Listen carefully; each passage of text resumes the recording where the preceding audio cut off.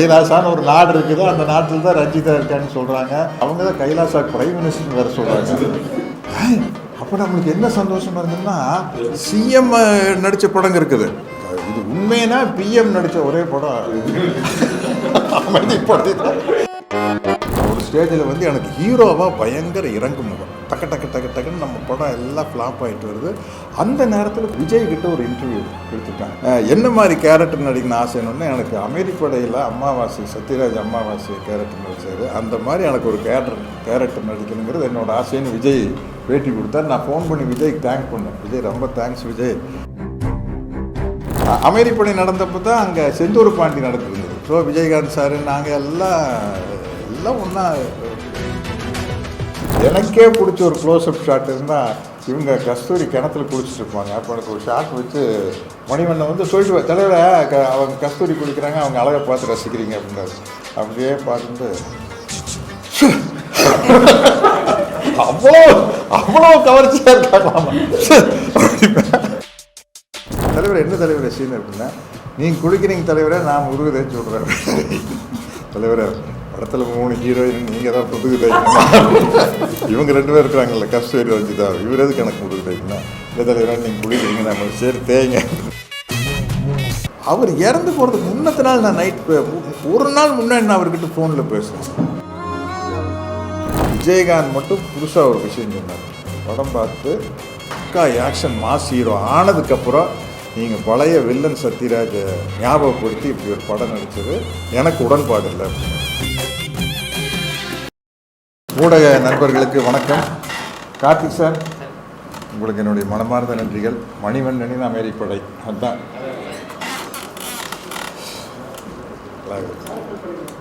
அதாவது நான் ஒரு 75 படம் வில்லனாக நடிச்சுட்டு ஹீரோ ஆனேன். ஹீரோ ஆகி தடுமாறி ஹீரோ ஆனோன்னா எனக்கு கண்டினியூஸாக ஹீரோ சக்ஸஸ். பாலைவன ரோஜாக்கள், விழிஞ்சா கல்யாண, கடலோர கவிதைகள், எல்லாம் ஹிட்டு அடித்து ரொம்ப பீக்கு வந்து வால்டர் வெற்றிவேல். அது வந்து ஒரு 200 நாள் ஓடிச்சு நம்ம ஆசை கூட. அதுக்கப்புறம் உடன்பிறப்பு ஆக்ட் பண்ண ஆரம்பிச்சோம். உடன்பிறப்பு ஷூட்டிங் நடக்கையில் தான் மணிவண்ணன் சார் வந்து இப்படி இந்த கதை அப்படின்னு நம்ம வீட்டுக்கு வந்து சொன்னார். நான் சொன்னேன், சார் தலைவரை ரொம்ப கஷ்டப்பட்டு ஹீரோ ஆகிருக்கிற நீங்கள் தான் எனக்கு லைஃப் கொடுத்தீங்க, மறுபடியும் இந்த வில்லன் சத்யராஜ் ஞாபகப்படுத்தணுமா அப்படின்னு. இல்லை தலைவரை நீங்கள் கதை கேளுங்க அப்படின்னாரு. கதையை கேட்டு அந்த எலெக்ஷன் ரிசல்ட் வரையில பின்னாடி தள்ளி உட்கார சீன் வந்தோடனே, ஓகே தலைவரை டன், இந்த படம் பண்ணுறோம் அப்படின்னு ஒத்துக்கிட்டேன். இந்த படம் வந்து அன்னைக்கே வந்து பெரிய ரீச் ஆகி தலைவர் வந்து இதுவும் 200 நாள் ஓடிச்சுன்னு நினைக்கிறேன். இல்லை, நம்மளுக்கு விளம்பரமே வந்தது 200வது நாள் விளம்பரமே வந்தது.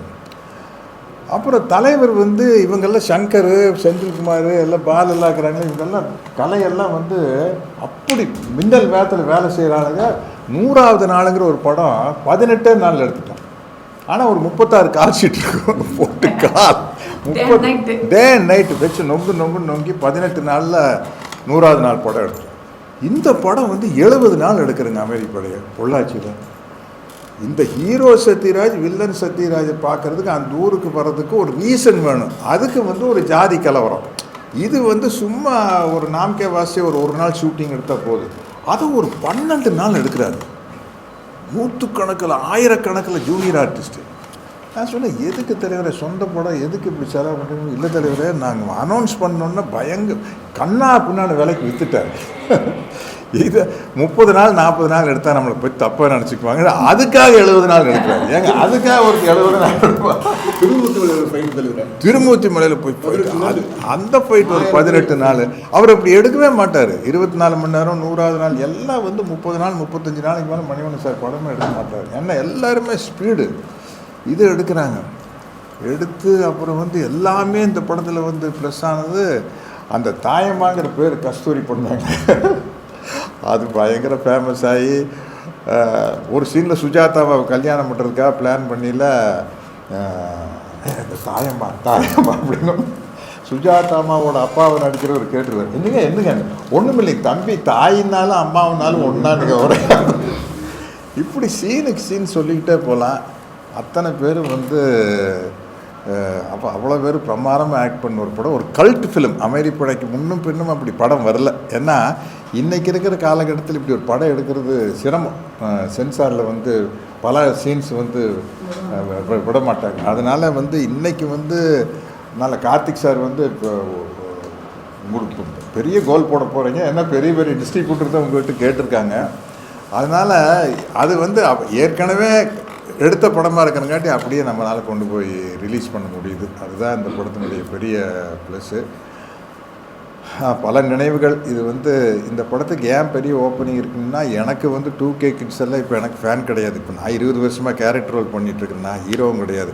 பட் சத்யராஜ் இல்லை அதெல்லாம் இருக்குது. பட் இருந்தாலும் அமைதி படைக்கு தனி ஃபேன்ஸ் இருக்கிறாங்க. அதுதான் அது வேற லெவல். நீ வேற பேசும்போது எல்லாரும் இருக்கிறோம் ஒருத்தர் கைலாசம் இல்லை அது ஓகே, நம்மளுக்கு சந்தோஷம் தான். இந்த இந்த இல்லை ரஞ்சிதா ட்ரை பண்ணீங்களா? ஓ சரி இல்லை சந்தோஷம்தான். கைலாசாங்கிற ஒரு நாடு இருக்குதுங்கிறாங்க, அது உண்மையா பொய்யான்னு தெரியல. கைலாசான்னு ஒரு நாடு இருக்குது, அந்த நாட்டில் தான் ரஞ்சிதா இருக்கான்னு சொல்கிறாங்க. சில பேர் அவங்க தான் அந்த படம், அவங்க தான் கைலாசா பிரைம் மினிஸ்டர்னு வேறு சொல்கிறாங்க. அப்போ நம்மளுக்கு என்ன சந்தோஷமாக இருந்ததுன்னா, சிஎம் நடித்த படங்க இருக்குது. இப்போ உதாரணத்துக்கு வந்து எங்கள் தங்கம் படத்தில் வந்து 3 சிஎம் இருக்கிறாங்க. கலைஞர் இருக்கார், புரட்சி தலைவர் hero, Jayalalithaa madam heroine. So 3 CM ஒரு படத்தில் இருக்கிறாங்க. அதே மாதிரி நாம் படத்தில் வந்து கலைஞர் வசனம், தலைவர் ஹீரோ, ஜானகி அம்மா ஹீரோயின். ஸோ 3 ஹீரோ ஒரே படத்தில் இருக்கிறாங்க. இது உண்மைனா பிஎம் நடித்த ஒரே படம் அமைதி படம். உலகத்திலேயே வேற படம் இல்லைன்னு சொல்லிக்கலாம். தெரியல அது உண்மையா பொய்யான்னு தெரியல. இருந்தால் 2 வகையிலையும் சந்தோஷம். அப்படி ஒருத்தர் நம்ம படத்தில் நடிச்சிருக்காங்க, அவங்க வந்து ஒரு பெரிய லெவல் இருக்கிறாங்க அப்படிங்கிறது ரொம்ப மகிழ்ச்சியான விஷயந்தான். இந்த படத்தினுடைய ரிலீஸுக்காக நானும் வெயிட் பண்ணிகிட்ருக்கிறேன். பல பசுமையான நினைவுகள். வெடி ஷூட்டிங் நடக்கும். அப்போ பொள்ளாச்சியில் அட் அ டைமில் வந்து ஒரே லாட்ஜில் வந்து விஜயகாந்த் சார், நான், பிரபு சார், கார்த்திக் சார் 4 பேர் படம் ஷூட்டிங் ஒன்றா நடக்கும். அந்த 3 ஷூட் ரூம் இருக்குது. அது ஆளாளுக்கு ஒரு ஷூட் ரூம். நாங்கள்லாம் வெடி நைட் ஷூட்டிங் போட்டிருந்தோம். நான் வெளியில் வந்து என் ரூமுக்கு வெளியே பேனா பெருசாக ஸ்கெட்ச் பண்ணி எழுதி விட்டிருவேன், இரவு முழுக்க படப்பிடிப்பு, தயவு செய்து யாரும் தொந்தரவு செய்யாது. என்னென்னா இப்போ ப்ளூ மவுண்ட்லேருந்து தான் வருவோம். வந்து இறங்கினோன்னே சப்போஸ் விஜயகாந்த் சார் இருந்தாருன்னா வந்து நான் வந்து ப்ளூ மவுண்டில் இறங்கி ஒரு 7 மணிக்கு போகையில் எந்த ரூமியாக இருக்காது கேப்டன் அப்படின்னு இந்த ரூம்னு போய் கதவு தட்டிடுவேன். விஜய் சத்யராஜ் வந்து என்ன பண்ணிருக்கீங்க அப்படின்னு. அதே மாதிரி அவர் வந்தார் வந்து கதவு தட்டிடுவார், பிரபு வந்தாலும் கதவு தட்டுவார், கார்த்திக் வந்தாலும் கதவு தட்டுவார். நாங்கள் போய் படுக்கிறத காலையில் 7 மணிக்கு கொல்லங்கோடில் ஷூட்டிங் முடிச்சு. ஸோ காலையில் ஃபுல்லாக தூங்கினா தான் நைட்டு போய் ஒர்க் பண்ண முடியும். அப்படி எல்லாம் வந்து எல்லாம் ஒன்றா இருந்து எடுத்த படம். இந்த படத்தில் வந்து 2 விஷயம், ஒரு 3 விஷயம். சிவாஜி சார் இந்த படம் பார்த்துட்டு நம்ம முக்தா ஃபிலிம்ஸ் ஸ்ரீனிவாஸ் சார் தியேட்டரில் தான் போட்டோம். போனோடனே சிவாஜி சார் வந்து சில சமயத்தில் அவர் இப்படி தோல் மேலே இப்படி கையை வச்சு நின்றுப்பார். நின்றுட்டு இருங்க கூலிங் கிளாஸ் போட்டால் சரி, இப்படியே கண்டுக்குள்ளேயே ஒரு மனுஷன் பார்த்தா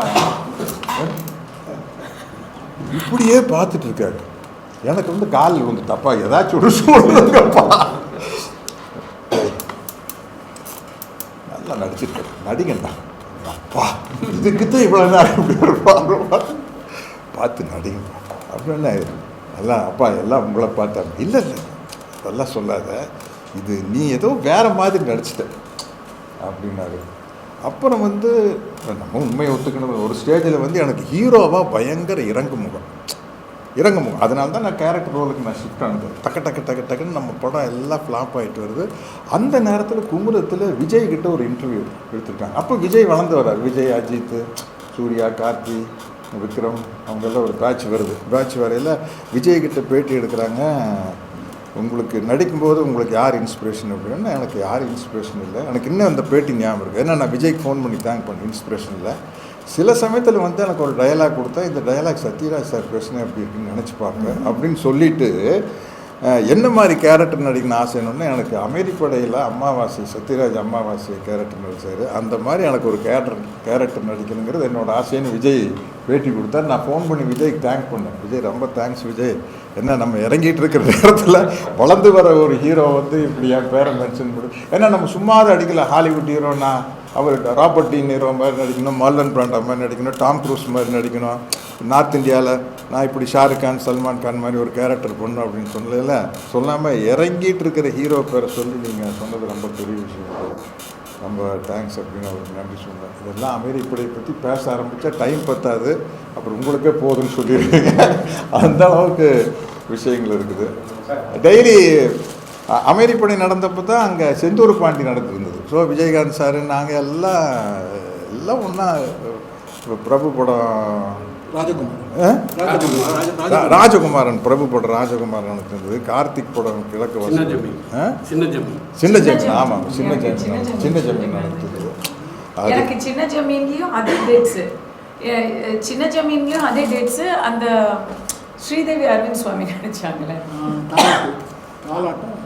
அந்த படமும் அதே டேட்ஸு. நான் போய் பரதன் சார் ரூமில் போய் கெஞ்சுவேன், சார் நைட்டு தான் சார் அவங்க ஷூட்டிங், டே டைமில் வரேன் சார், ஒத்துக்கவே இல்லை. எனக்கே பிடிச்ச ஒரு க்ளோஸ்அப் ஷாட் இருந்தால் இவங்க கஸ்தூரி கிணத்துல குளிச்சுட்டு இருப்பாங்க. அப்போ எனக்கு ஒரு ஷாட் வச்சு மணிவண்ணன் வந்து சொல்லிட்டு தலைவரை அவங்க கஸ்தூரி குளிக்கிறாங்க, அவங்க அழகை பார்த்து ரசிக்கிறீங்க அப்படின்னாரு. அப்படியே பார்த்துட்டு அவ்வளோ கவர்ச்சியாக இருக்காங்க. அது மாதிரி என்ன சொல்லி இந்த படம் அமெரிப்படையில் நடந்த விஷயத்துக்கு எல்லாமே ஸ்பாட்டில் உருவானதுங்க. அம்மாவாசைங்கிற பேர்லேருந்து நாகராஜ் சோழன் பேர்லேருந்து கேமரா வச்சதுக்கப்புறம் உருவான சீன் தான் கிளைமேக்ஸு. இந்த தேங்காய் பொறுக்கிறத மாற்றினது முதல்ல வேறு மாதிரி சீன் இருந்தது. தேங்காய் பொறுக்கிறது அந்த நேரத்தில் நான் போய் மணிவன்கிட்ட தலைவரை இந்த மணியை நல்லா இப்படி கல்லில் குத்தி பொத்தலாக பண்ணிக்கிறேன். அது எதுக்கு தலைவராக இருங்க? இல்லை தலைவரை ஒரு டைலாக் எப்படி பாரு என்ன அப்படின்னா, என்னடா அது பணியை நல்லா பொத்தலாக இருக்குது, நாய் கடிச்ச மாதிரி இருக்குங்க. நாய் தானுங்க அப்படின்னு பாரு. நேற்று உங்களை மாதிரி வந்து ஒருத்தர் தேங்காய் உடைச்சாருங்க, நான் தேங்காய் பொறுக்கிறது நம்மளுக்கு நாய்க்கு சண்டைங்க. நாய் ஜெயிச்சிருச்சாக்க அப்படி பாரு. இல்லைங்க நான் தானுங்க ஜெயிச்சேன். நாய் கொண்டு போட்டுனுங்க சொல்லிட்டு நாயை கொல்ல நாம முன்னுக்கு பிறந்த நாய் என்னங்க மனசுன்னு. சோழர் வம்சத்தில் எம்எல்ஏ ஊட்டிக்கு தனியாக தான் போகணும். அது எலெக்ஷன் சீசனில் சும்மா பாருங்க, ஆர்ட் டைரக்டர் கலை இன்னைக்கு வந்து நம்ம என்னென்னமோ செட்டு போடணும்னு சொல்கிறோம். சும்மா நமக்கு சக்தி ஹோட்டல் மாடியில் வச்சு சக்தி ஹோட்டல் மாடியில் தான் பெரிய வரலாறு படைச்ச ஒரு சீன் எங்கேன்னா சக்தி ஹோட்டல் மாடியில். அது மாதிரி எதுங்க? ஆமாம் அந்த கொல்லங்கோடில் ஒரு குளம் இருக்குது. அப்போல்லாம் வந்து கேரளாவில் வந்து பெரிய பெரிய வீட்டில் வந்து வீட்டை ஒட்டியே குளம் இருக்கும். அவங்க அங்கே தான் குளிப்பாங்க. இது கொல்லங்கோடு ராஜாவோட பேலஸு. அப்போ நமக்கு தெரியாது, லொக்கேஷன் போனால் தானே இவர் சீன் சொல்லுவார். தலைவர் என்ன தலைவர் சீன் அப்படின்னா, நீங்கள் குளிக்கிறீங்க தலைவரை, நான் முருகு தேய்ச்சி விட்றேன். தலைவரை படத்தில் 3 ஹீரோயின் நீங்கள் தான் முதுகு தேய்க்கணும், சுஜாதாமா விட்டுருங்க, இவங்க 2 பேர் இருக்கிறாங்கல்ல கஸ்தூரி ரஞ்சிதா, இவர் எதுக்கு எனக்கு முதுகு தேய்க்கணும்? இல்லை தலைவரை நீங்கள் குளிக்கிறீங்க நம்மளுக்கு சரி தேய்ங்க அப்படின்னா, அண்ணா நம்மளுக்கு இந்த தடவை சீட்டு கிடைக்குமான்னு சந்தேகங்கண்ணா அப்படின்னா, அப்படியே கிடைச்சாலும் ஜனங்க யாரும் ஓட்டு போடுறதே இல்லைங்க. ஏன் மணியா நான் ஒன்றுமே பண்ணலையே, அதுதானே ஏதாச்சும் பண்ணால் தானே போடுவான், ஒன்றுமே பண்ண. அப்புறம் வந்து வேட்டி முடிச்சுட்டு அண்டர் வேற கழுத்து கீழே போட்டோன்னா ஒருத்தர் எடுக்க இவ்வளோ வருஷமாக கட்சியில் நான் இருக்கிற முன்னேற எடுக்க சொன்னேன் அண்டர் வேற அப்படிங்க. என்ன சண்டை பாருங்க. இல்லைங்கண்ணா நான் கட்சியில் சீனியர் மெம்பரு, உங்கள் அண்டர் வேற போய் அவன் துவைக்கிறேன்னு சொல்கிறேன். அப்புறம் என்ன இப்போ என்னமோ சொல்லிட்டு இருந்தீங்களே அப்படின்னா, அண்ணா சண்டை போட்டதில் விட்டு அடிச்சிட்டோம்னா, ஓ சண்டை போட்டோம்னா அப்போ எல்லாம் மறந்து போக அப்படின்னு சொல்லி தான் அந்த ஜாதி கலவரத்தை உருவாக்குவோம். இது சொல்லிகிட்டே போல.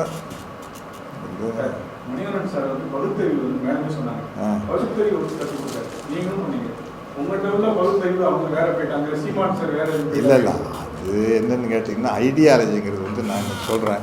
இந்த ரூமில் எத்தனை பேர் இருக்கிறோம்? ஒரு 30 பேர் இருக்கும். 30 பேர் இருக்குமா? 30 பாயிண்ட் ஆஃப் வியூ இருக்கும் இல்லையா? 30 பாயிண்ட் ஆஃப் வியூ ஒரே ஐடியாலஜிக்குள்ளே இருக்கிறவங்ககிட்டையும் கூட வேற ஒரு விஷயத்தில் வேறு பாயிண்ட் வரும். உலகத்தில் 600 கோடி பேர் இருக்காங்கன்னா 600 கோடி பாயிண்ட் ஆஃப் வியூ இருக்கும். அதனால் வந்து இவங்கெல்லாம் இன்றைக்கி ஒரு அரசியலில் வந்து சீமானோ கஸ்தூரியோ பெரிய லெவலில் இருக்கிறது எனக்கெல்லாம் சந்தோஷம் தான். மனுஷன் ரஞ்சிதா தெரியலையா இவங்க எடுத்து கொடுத்த கைலாசான்னு ஒரு நாடு இருக்குதா என்ன, அது எங்கே இருக்குது? அப்படியா தெரியலைங்க.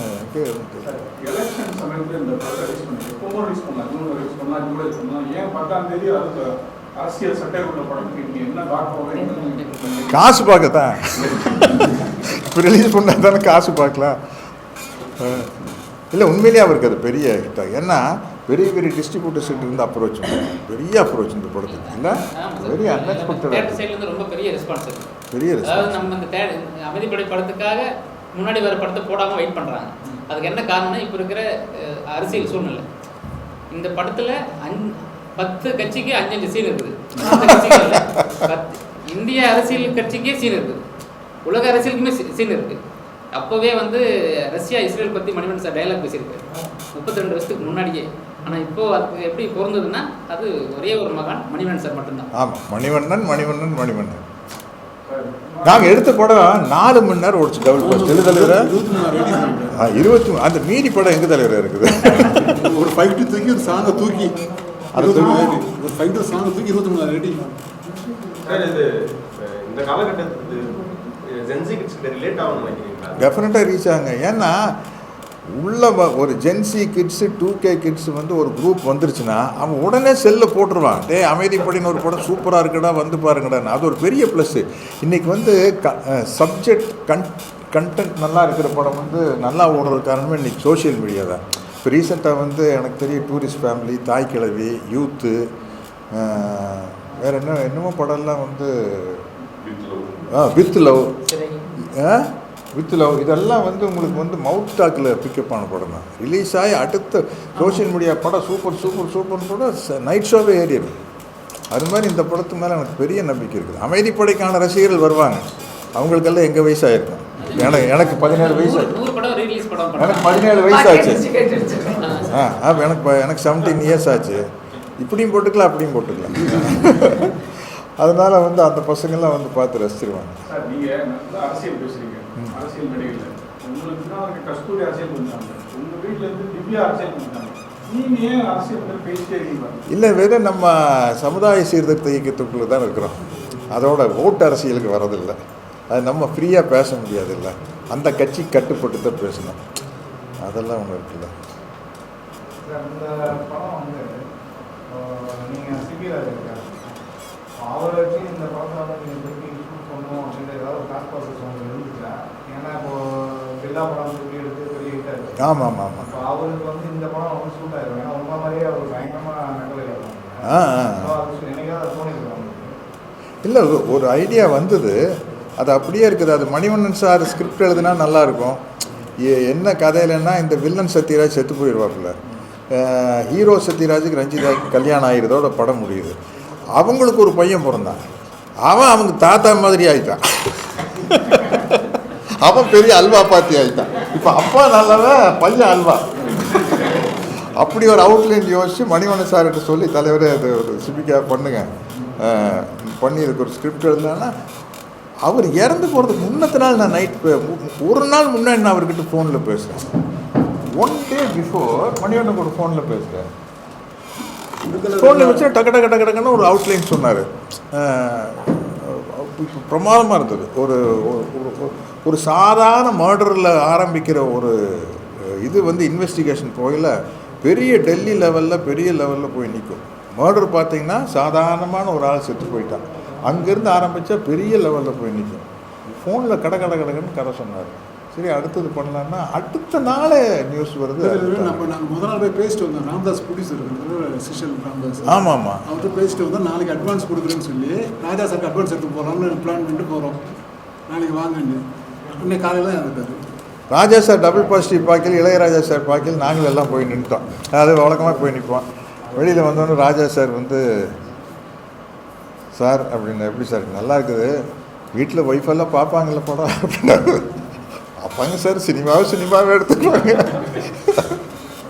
ரிலீஸ் ஆனப்போ சென்சாரில் எந்த பிரச்சனையுமே வரல சார். பார்க்கும்போது உங்களுக்கு தெரியுது டைலாக்ஸ் எல்லாம் எவ்வளோ பட் ஷார்ப்பாக அப்போ வந்து இவ்வளோ ஷார்ப்பாக வாட்ச் பண்ணல. அப்போ நானும் மணிவண்ணன் வந்து இவ்வளோ வெட்ட வெளிச்சமாக தெரியாத காலகட்டம், இந்த ஐடியாலஜிக்குள்ளே இருக்கிறோம்ட்டு பெருசாக தெரியாத காலகட்டம், சோஷியல் மீடியா இல்லாத காலகட்டம். அதனால் பல சீன்கள் பல காட்சிகள் தப்பிச்சிருச்சு. ஒன்றுமே இல்லை, ஒரே ஒன்று கோபால்சாமின்னு பேர் அவனும் ரசிச்சு பார்த்தாங்க, எல்லாரும் ரசிச்சு பார்த்தாங்க. விட்டுட்டாங்க அவங்களும். ஆமாம், நம்ம அமெரிப்படை முடிஞ்சு தோழர் பாண்டியன் வந்து அந்த பொள்ளாச்சியிலேருந்து சர்க்கார் பதி போகிற ரோட்டில் எடுத்துகிட்டு இருக்கிறோம். எடுத்துகிட்டு தடத்தம் 4 பேர் வந்தாங்க. என்ன நம்ம பொள்ளாச்சி எம்எல்ஏ வந்திருக்காருங்க, பார்க்கணுங்கிறாரு. என்னடா அது அப்பா போச்சு, என்ன அமெரிப்படை ரிலீஸ் ஆகி ஓஹோன்னு ஓடிட்டுருக்குது. நீ அவர் என்ன கேட்பாரு அப்படின்னு நினச்சா வந்தார், நேராக வந்திருந்தார். என்ன எங்களெல்லாம் நல்லா கலாய்ச்சிருக்கீங்க, ரொம்ப சந்தோஷங்கன்னு சொல்லிட்டு உட்காந்து காய்ச்சி சாப்பிட்டு போயிட்டாரு. தேசிய அரசியல்ல மேடம் இருக்காங்க, எம்எல்ஏ வாங்கலாம், எம்பி வாங்கலாம், அவங்களுக்கு உங்க அனுபவத்தில் ஏதாவது அட்வைஸ் ஏதாவது? என்னுடைய நல்ல நண்பர் அப்படிங்கிற முறையில் வந்து அவங்களுக்கு எந்த பதவி கிடைச்சாலும் என்னுடைய வாழ்த்துக்கள். பெருசாக வரணும்னு ஆசைப்படுவேன். சார், இந்த படம் பார்த்து முடிச்சதுக்கப்புறம் அரசியல் தலைவர்கள் யாராவது பர்சனலாக கூப்பிட்டு பேசுனாங்களா இல்லை மிரட்டாங்களா? யாருக்கும் காட்டல. சிவாஜி சாருக்கு, ரஜினி சார் பார்த்தார். ரஜினி சார் வந்து அவரே ஃபோன் பண்ணி, அப்போ லேண்ட்லைன் ஃபோன் இல்லைல்ல, அவர் தான் எல்லாமே ஸ்பீடு தானே, எல்லாமே. காலையில் 8 மணிக்கு முன்னே சத்யராஜ் இந்த அமைதிப்படி நல்லா இருக்குன்னு சொல்கிறாங்க, நான் பார்க்கணுமே அப்படின்னாரு. சொல்லுங்கள் சார், எப்போ போகல? இப்போ காலையில் ஒரு 10 மணிக்கு. இப்போ சார் எங்கே சார்? ஏதாச்சும் மேனா தியேட்டர், எந்த தியேட்டருக்காக கூப்பிடும்? உடனே மேனா தியேட்டர் அப்போ இருந்தது. ஃபோன் பண்ணோன்னா மேனா தியேட்டரில் படத்தை போட்டாச்சு. மணிவண்ணன் சார் சொல்லி பிரிண்ட்டு வந்துருச்சு. எப்போ சார் வந்துடுறேன்? நான் ஒரு 10 மணிக்கு வந்துடுறேன் அப்படின்னாரு. போய் நானும் மணிவண்ணன் 10 மணிக்கு வர படம் ஓடிட்டு இருக்குது. இவர் லதா மேடம் உட்காந்து படம் பார்த்துட்டு இருக்கிறாங்க. தடன்னு வந்து 9:45 படத்தை ஆரம்பிச்சிட்டாங்க. ஆரம்பித்து வெளியில் வந்து ரிவ்யூ ஷோ மட்டும் 150 ஷோ வச்சுருக்காங்க. 150 ரூபா ப்ரிவியூ ஷோ வந்து ரொம்ப ரொம்ப போல்டாக எடுத்திருக்கீங்க. எப்படி ஒரு எடுக்கும்போது டென்ஷனாக இல்லையா அப்படின்னாரு. சார் ஏதோ எடுத்துட்டோம் சார். கேட்டால் நான் மணிவண்ணன் வேறு பழகி போடுவேன், வேறு பழகி போடுவார், எங்களுக்கு தப்பிக்கிறக்க விஷயம் தெரியாது. இந்த ஆள் சொல்லி இந்த ஆள் எழுதி கொடுத்துட்டா இல்லையே பேசுகிறேன்னு அவர் சொல்லுவார். நான் சொல்லி உங்களுக்கு தெரியுமில்ல மணிவண்ணன் இப்படி தான் வெள்ளங்க மறந்துவான்னு சொல்லி தப்பிச்சுக்கணும் சார். ரொம்ப ரசிச்சார் ரஜினி சார், ரொம்ப ரசிச்சார். சிவாஜி சார் ரொம்ப ரசிச்சார். எல்லா ஜென்ரேஷனு, சிவாஜி சார், ரஜினி, விஜய் எல்லோரும் ரொம்ப என்ஜாய் பண்ண கூட. விஜயகாந்த் மட்டும் புதுசாக ஒரு விஷயம் சொன்னார். படம் பார்த்து நீங்கள் வந்து இப்போது ஜெயிச்சு இன்னொரு ஹீரோ சொல்ல மாட்டார். அவர் விஜயகாந்த் வந்து ஆக்ஷன் ஹீரோ சத்யராஜ். நீங்கள் வந்து இப்போது தட ஹிட்டு கொடுத்த மக்கள் ஜன் பக்கம், பூவழி வாசல், அது இதுன்னு வந்து கடைசியாக வால்டர் வெற்றிவேல் 200 டேஸ் போய் நீங்கள் ஒரு பக்கா ஆக்ஷன் மாஸ் ஹீரோ ஆனதுக்கப்புறம் நீங்கள் பழைய வில்லன் சத்யராஜை ஞாபகப்படுத்தி இப்படி ஒரு படம் நடித்தது எனக்கு உடன்பாடு இல்லை அப்படின்னு. உங்களை ஃபுல்லாக ஏற்றுக்கிட்டாச்சு ஜனங்க ஹீரோவை. அப்போ போய் நீங்கள் இதையே ஞாபகப்படுத்துனீங்க அப்படின்னு. இல்லை விஜய், நான் விஜய்ன்னு தான் கொடுவேன். இல்லை விஜய் இது ஒரு கல்ட் ஃபிலிமாக ஃப்யூச்சரில் இது நிற்கும் அப்படின்னு எனக்கு தோணுது அப்படின்னா இப்போ அதே மாதிரி நின்றுச்சு இந்த படம். ஓகே.